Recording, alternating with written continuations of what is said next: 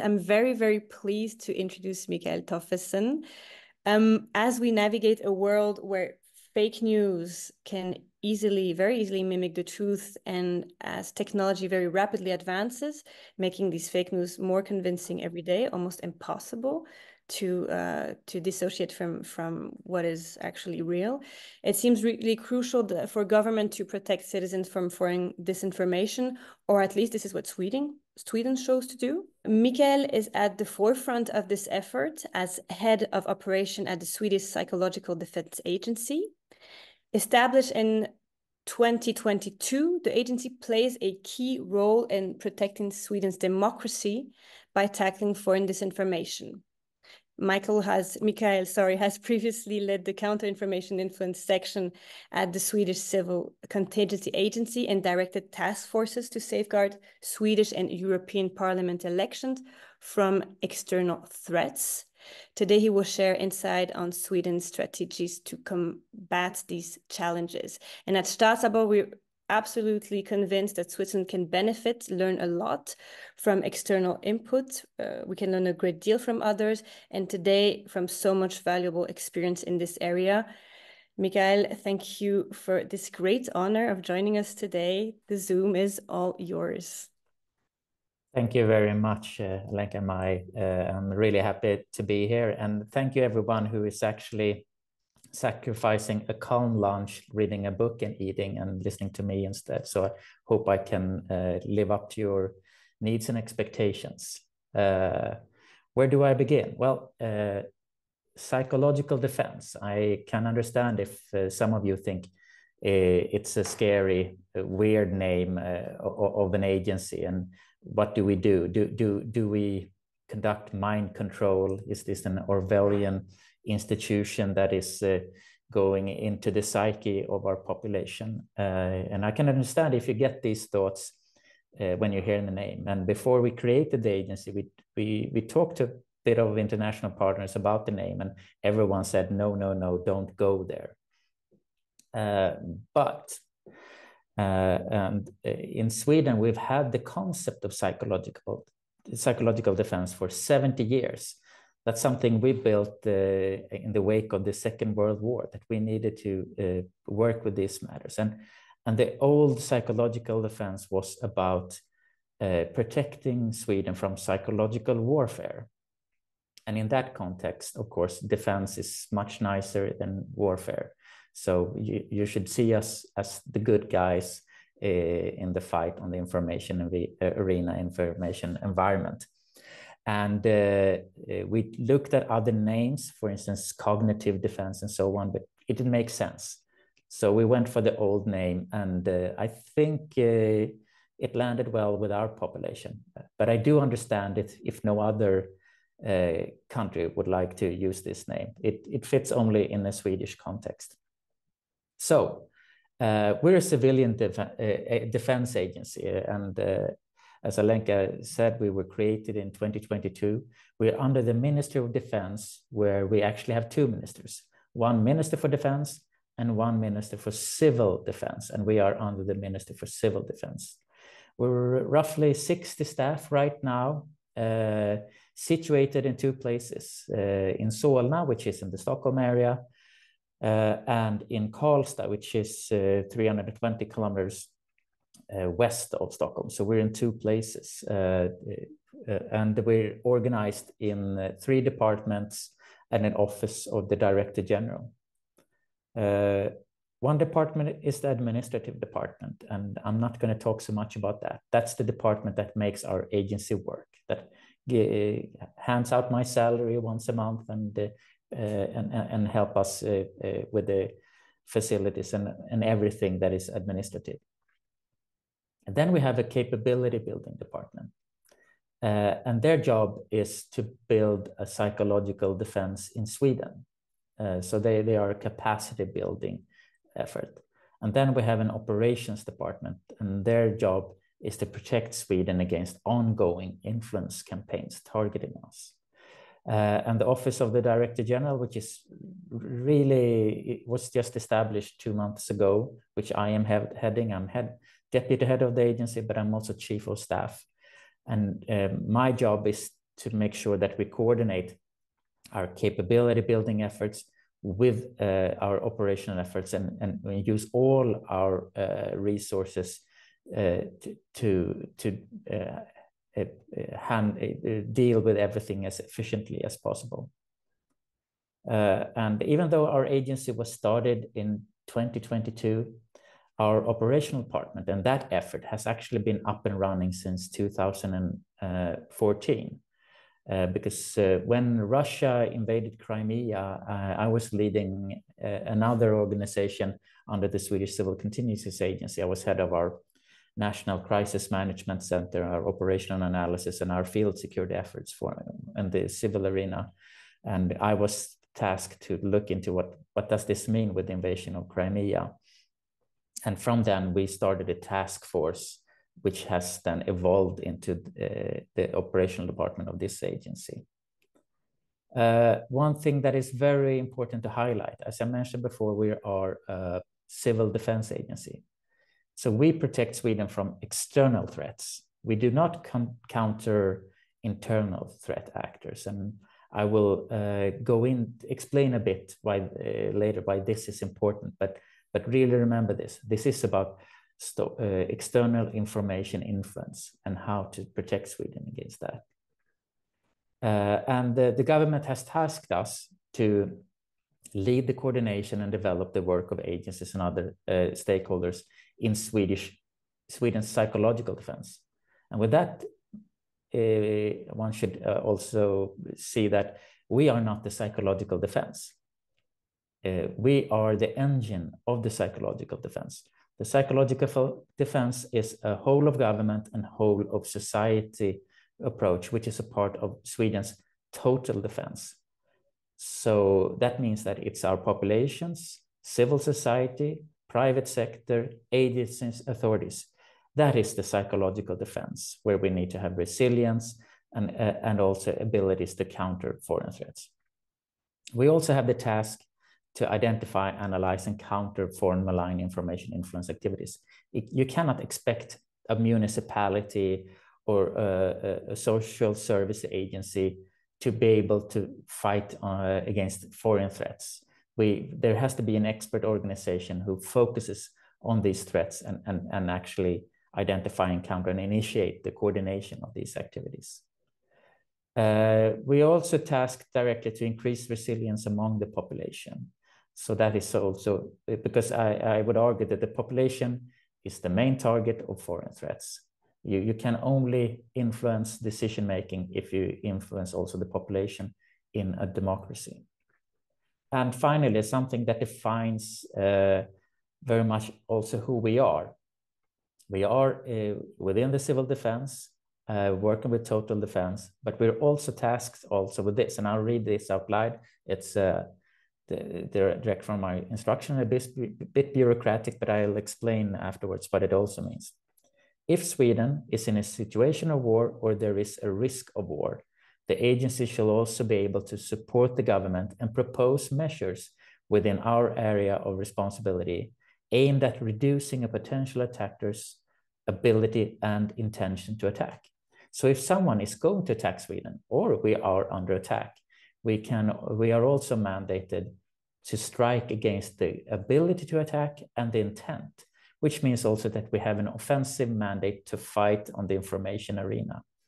But of course, so we are not just working with resilience. We're also there for the fight, and we are supposed to be able to fight on the information arena and have a negative effect on a potential aggressor in their ability and intention, which means that yes, we are the good guys because we are protecting our democracy, but we need to, just like the armed forces, we need to be able to also take the fight. So therefore, we operate alongside the armed forces, where they have the kinetic instruments and we have the cognitive instruments in defending Sweden also against a direct threat and attack on Sweden. So I mentioned that we don't counter internal threat actors, and you probably also have the same problem as we do here in Sweden. There is a lot of disinformation going around in our country, and maybe that is one of the main problems we have in our open democratic societies, that our information environment is filled with disinformation. But we are a defense agency, and you don't use defense agencies against your own population, which is a given. So I think that sounds natural. But there is also another very important democratic fact. Freedom of speech implies the right to also be wrong when you're using your freedom of speech. And the only one who knows whether you are lying with an intent or you're just misinformed or you make your expression due to your opinions, it's only the individual themselves. And it's not up to the government to decide if someone is a liar or not. We need to respect the individual right to use your freedom of speech. We also need to respect the individual right to be anonymous when you use your freedom of speech.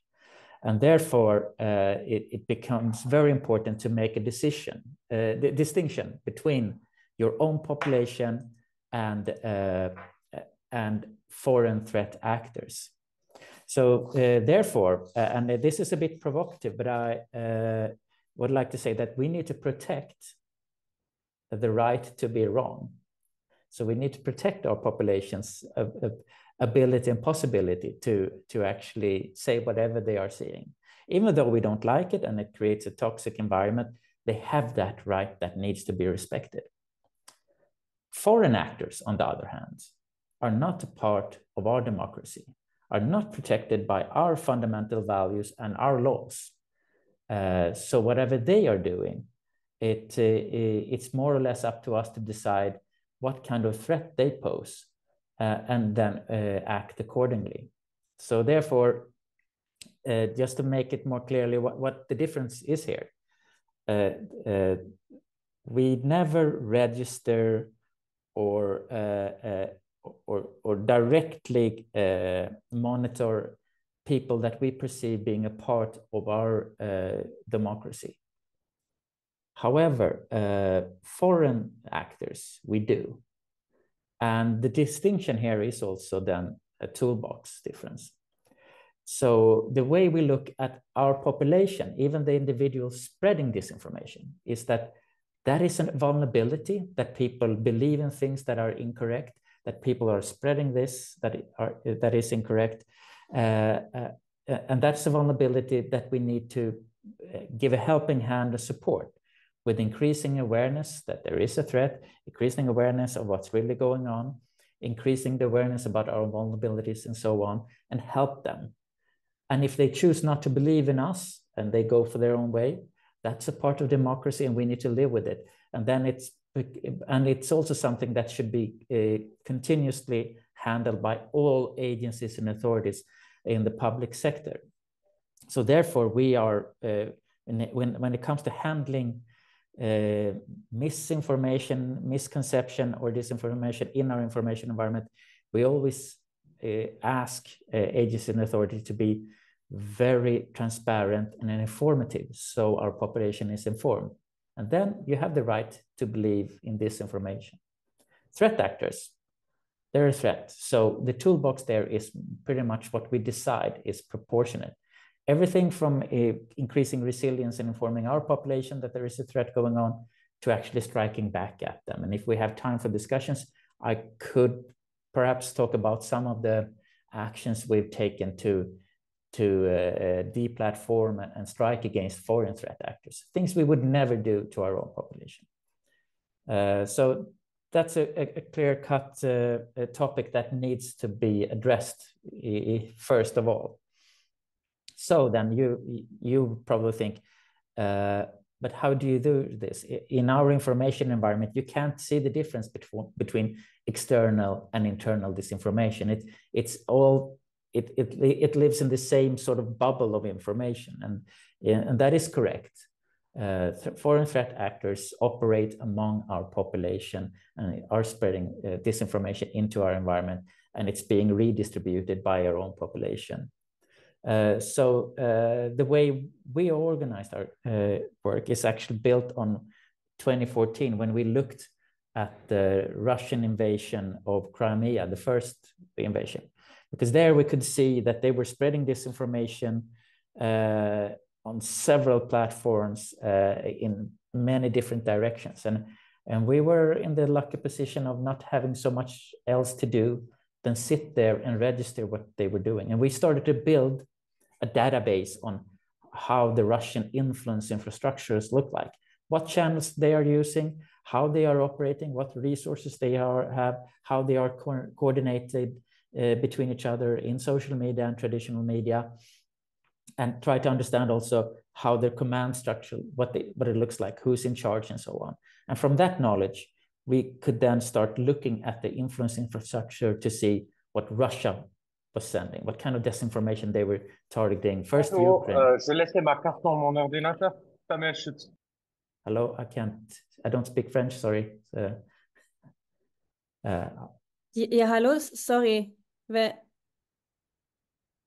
Mike, kannst du schauen, wer etwas möchte? I don't know. Please go on. Wenn Sie eine Frage haben, if you have a question, you can write the question in the chat and Mai will help you out. Yeah, good. And there will and there will be a session then when you can ask all your questions also. Where was I? So what we do instead of looking so I'll say what we don't do. We don't go into our information environment to find disinformation and then look who is spreading the disinformation and see if it's a Chinese, a Russian, or it's someone from our own population, because then we risk actually registering our own population. So instead, we are looking at the influence structures of other nations and foreign actors. And then we try to get a sense of what they are trying to influence us with. And we do that to a broad variety of threat actors that we perceive are attacking Sweden. And of course, it can, at the same time, we of course have tools to monitor disinformation, misinformation, polarization, and other vulnerabilities in our information environment. But we never register who is sending this. So we're trying to get through our tools a sense of is this a topic that is now trending in Sweden. And then what we do is actually that every week we have a meeting where my analysts report to me what's going on. And we start that meeting with going through a list of what are the different topics going on in the Swedish information environment now. Are there topics that people are worried about? Are there topics for polarization? Or is there rumors and disinformation being spread? And looking at those topics, after that, we let the threat analyst report what topics Russia, China, Iran, and the Islamist actors are targeting Sweden with. And when we see that, hey, they are actually targeting a topic that we're worried about, then then we try to analyze what could the consequences be of this? Are there ripple effects? Who is affected by this? Who can play a role in handling this? And what should we do to manage this? And what should the end state be if we manage this situation? And therefore, so what this process is really about is actually that we look at our vulnerabilities and then we see if someone is trying to exploit them. Because disinformation, misinformation, malign influence, propaganda only works for one reason, and that is because we are vulnerable. That is what they exploit, because disinformation is incorrect and it's harmful. It's not in our interest to listen to. So therefore, you always need to connect your own vulnerabilities to the disinformation. So that's how we work on an operational basis. And we, as I said, we meet every week and go through the general picture, but of course, when something happens, we also have teams responding immediately. And then our analysts will call in for a meeting and we will start to handle it. So this is the way we work operationally. And our main, how should I say, our main products goes to the government because they are our first line of defense. And usually we inform them what's going on we're in the information environment, what vulnerabilities we have, what the threat actors are doing. But we also inform other agencies and authorities regarding our threat assessment. And we have several forums where, for instance, all crisis management agencies meet, or and other structures, where we will give our assessment of the threat environment and the vulnerability environment, the information environment, so they are aware about the risks and threats going on to our society. On our proactive work, where we build a psychological defense, we work with we have some main activities. First of all is to direct funding and research about threats, vulnerabilities, methods, and other relevant topics for psychological defense. And since the information environment is constantly moving and changing, and the threat environment also, just increasing awareness about our own society, our own information environment, and doing research helps us to build a knowledge base that we can actually put forward to the population. And since research is transparent in its methods, in its sources, and its conclusion, and it's open for everyone to read and debate, it's a very good tool to actually increase awareness with. It's nothing hidden there. So we do research to increase our knowledge. Then we do training for agencies and authorities, our population, civil society, and media. When it comes to media, it's not ourselves doing the training. We can do presentations to media houses and so, but usually we work through the Linnea University, which has an institution for support of journalist training. So we give them financing and the handbooks and methods, and give them training so they can do it. So there's a separation between us and media also. But after that, after doing research, doing training, we also conduct exercises to verify that we've learned something, and to develop our organizations and structures. And we do this on a regular basis. Some of the topics we're looking into right now is, of course, AI. Everyone talks about AI. I've said that in my team that let's not just get over enthusiastic here. And humanity has been able to handle other similar problems before. For instance, photoshopping and similar things. But what we realized with AI is that, of course, it's a very powerful tool to create disinformation on a mass level, and create and to shape the perception of reality. But AI as a tool of spreading disinformation or other influence mechanisms is only relevant if it can reach the target. So what we've done here to just be able to grasp what this means to us, and I'm being honest here, we have fully not really understood it yet, but we put together the analysts working with AI, social media, and gaming into one team that we call the Digital Hub. So because we believe that the solution will be in the vectors and the different tools and instruments when we look at this problem to protect our population. But there, I will not be able to give any answers if you have a lot of questions, because we're just trying to understand this ourselves, and it's very complicated. I've already mentioned the major threats, but I'll do it again. For us, Russia, due to the full-scale invasion of Ukraine, and that what's going on there, Russia is one of our major threat actors that we are following, and we're being open about it. We're talking about Russia as a threat in media, because we want to increase awareness among our population that there is actually an information war going on in Europe right now, and we're all being a target of this information war. So we want our population to be aware about the threats, and we try to talk about our vulnerabilities also, where Russia could have an influence on our society. China is also a country that we look into. They are not as aggressive as Russia is, and they're more of a sovereignty threat because they have an economical agenda. that could influence our sovereignty in the future. But still, they are more reasonable. But we need to keep an eye on that.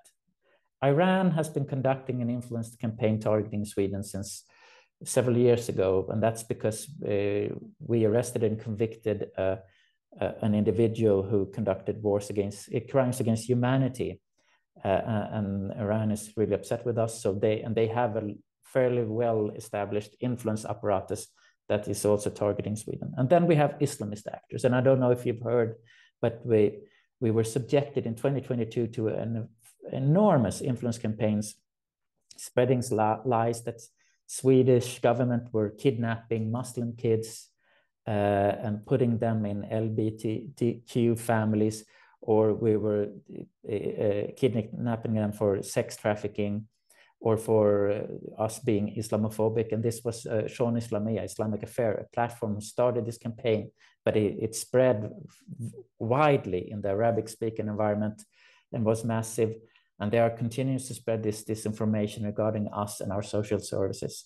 And then we had several Quran burnings since we applied to NATO, and in conjunction to that, there was a large-scale influence campaign targeting us, spreading disinformation that the Swedish government was behind these Quran burnings, and that the Swedish government were Islamophobic and so on. And this has also had an enormous impact against Sweden. And we've even had to increase our terrorist threat level due to these influence campaigns. So, and finally, some of our major topics, what's on my top of mind as Chief of Staff and also actually Director of Operations. I coordinate our efforts when it comes to direct threats to Sweden. It's, of course, the European Parliament election. The war in Ukraine is one of topics where we've been mandated and tasked by the government to support Ukrainian authorities and civil society when it comes to psychological defense. The war between Israel and Hamas has had many ripple effects into the Swedish society due to the problems we had with the disinformation campaign regarding our social services and the Quran burnings. And of course, the Quran burnings and the social services, that's an ongoing influence campaign targeting us. I had 20 minutes or so I think I've already used up my time, or I'm close to doing it. But this was a very quick overview of what we're doing. And I know that you probably are wondering, what is he talking about? Because it's almost impossible to give a full picture in such a short time. But I hope this was at least a teaser for some Q&As coming up. So I'll stop there.